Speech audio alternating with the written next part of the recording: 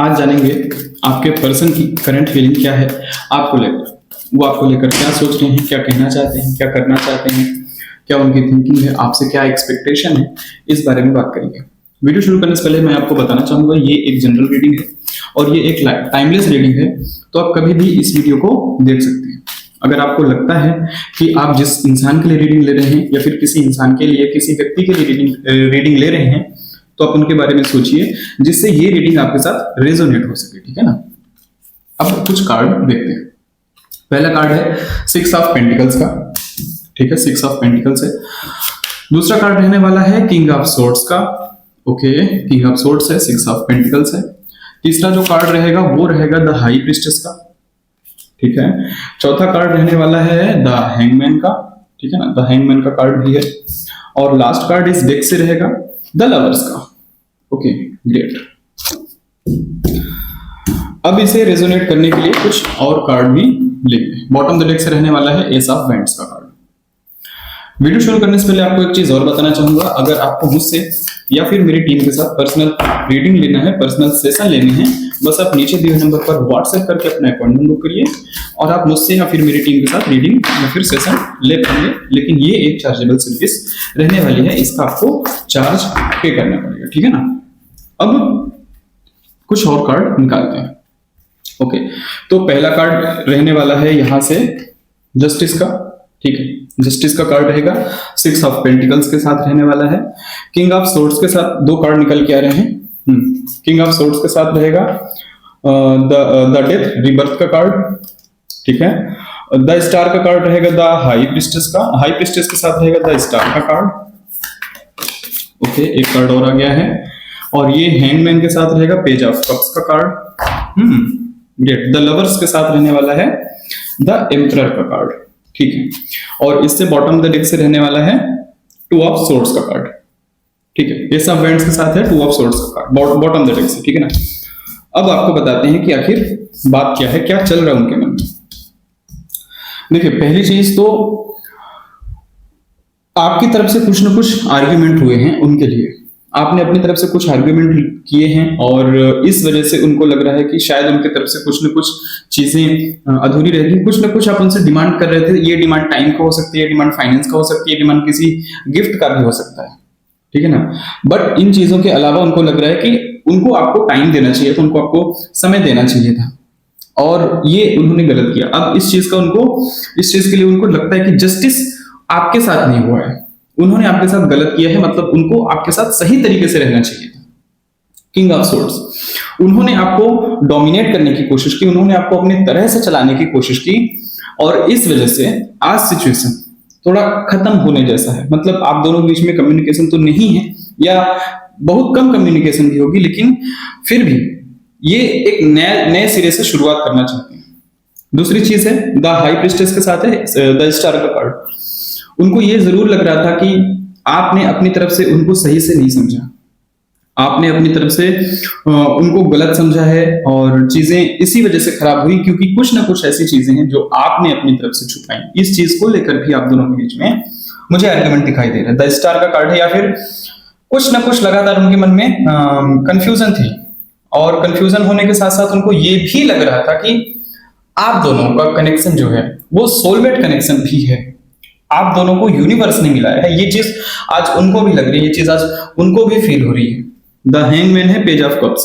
अब उन्होंने आपको तो समझा नहीं, उनको ये लगने लगा कि आपने कुछ न कुछ उनसे हाइड किया है, कुछ न कुछ उनसे छुपाया है, तो इस वजह से अब उनको लग रहा है कि शायद उनको अपनी तरफ से कुछ कहना चाहिए, कुछ बात करनी चाहिए इस सिचुएशन से रिलेटेड, आपकी लाइफ से रिलेटेड। आप अपनी तरफ, शायद आपकी तरफ कुछ प्रेशर था, ये चीज भी उन्होंने नहीं समझा, और ये चीज आप अपनी तरीके से समझाना चाह रहे थे, उन्होंने आपका तरीका नहीं समझा। उनको लग रहा था कि उनको कंफ्यूजन हो रही थी कि आखिर ये कहना क्या चाहते हैं, ये भी चीजें थी।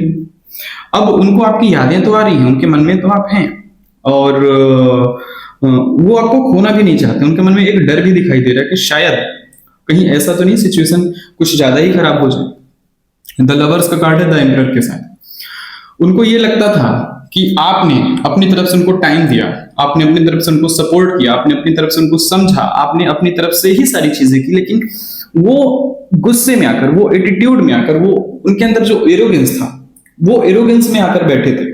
ठीक है। और उन्होंने उतना अच्छा रिस्पॉन्स नहीं दिया जितना अच्छा रिस्पॉन्स आपने अपने साइड से किया। मतलब अगर आपने उनके लिए 100% किया तो उन्होंने आपके लिए सिर्फ महज 10% किया। बॉटम द डेक से है S of bands, S of bands का कार्ड, और इसी वजह से अब उनको लग रहा है कि ये जो दूरियां हैं, इस दूरी को खत्म करने के लिए अगर उनको अपनी तरफ से एक स्टेप लेना पड़ रहा है, उनको अपनी तरफ से इनिशिएटिव लेना पड़ रहा है, तो वो लेंगे। लेकिन टू ऑफ सोर्ड्स ये बता रहा है कि अभी उनको ये नहीं पता है कि कैसे उनको आपसे बात करनी है, क्या तरीका हो सकता है।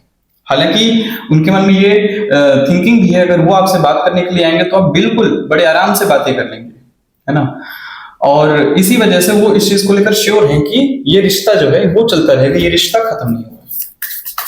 अब कुछ और कार्ड्स लेंगे और देखते हैं कि और वो क्या करना चाहते हैं। गिल्ट, देखिए उनको अपनी गलतियों का रियलाइज है, उनको ये लग रहा है कि उनकी तरफ से गलती हुई है, और ये उनको गिल्ट हो रहा है, लगातार हो रहा है, और इस गिल्ट में शायद वो अभी सही से नहीं जी पाएंगे, ठीक है ना। अबंडेंस, उनको ये लग रहा है कि खुशियां उनकी लाइफ में नहीं है, क्योंकि जैसे ही आप उनकी लाइफ से निकले उनकी लाइफ से खुशियां भी चली गई हैं, ये चीज भी उनको फील हो रहा है। मतलब आप उनके लिए एक लक, एक भाग्य की तरह थे, राइट।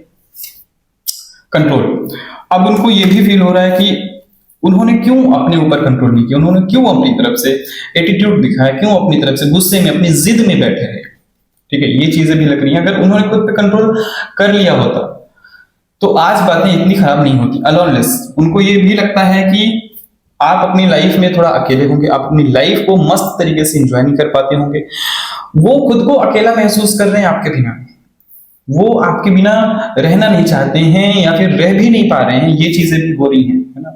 थंडरबोल्ट, देखिए थंडरबोल्ट, परेशानी तो है, नो डाउट परेशानी उनके मन में काफी ज्यादा है, और इस सिचुएशन से रिलेटेड ही परेशानी है।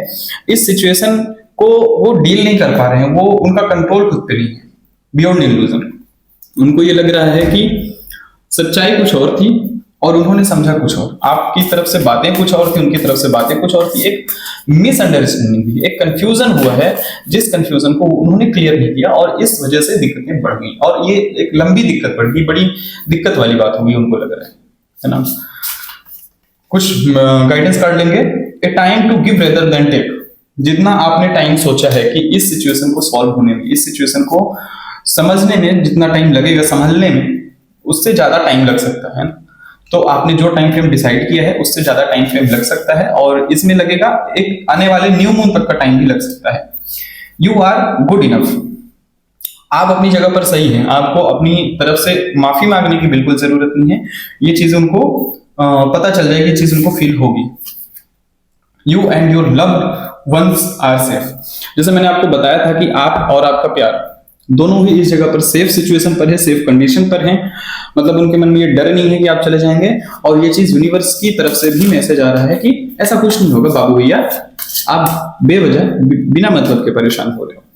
कुछ एंजल गाइडेंस लेंगे कि इस सिचुएशन से लेकर एंजल आपको क्या गाइड करना चाहते हैं।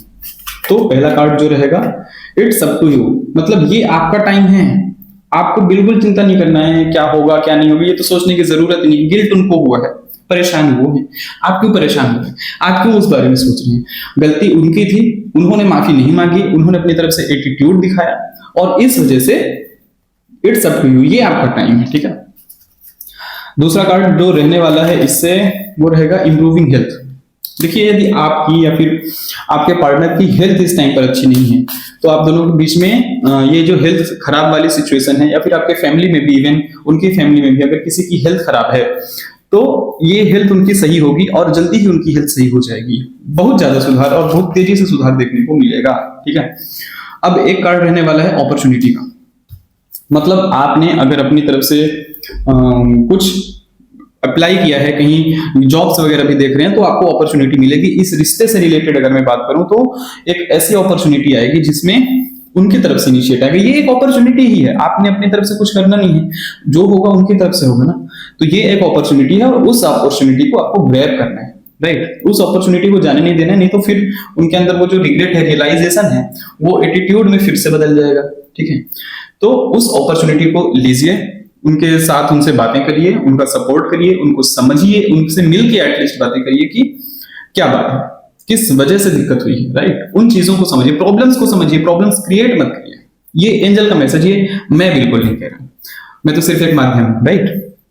उम्मीद करता हूं दोस्त, जो मैं आपको समझाना चाह रहा था, जो मैं आपको बताना चाह रहा था, जो रीडिंग मैंने अभी की है, वो रीडिंग आपके साथ जरूर रेजोनेट हुई होगी। वीडियो पसंद है तो लाइक करें, चैनल पे पहली बार आए हैं तो सब्सक्राइब करें और वीडियो अपने दोस्तों के साथ शेयर जरूर करें। थैंक यू दोस्तों।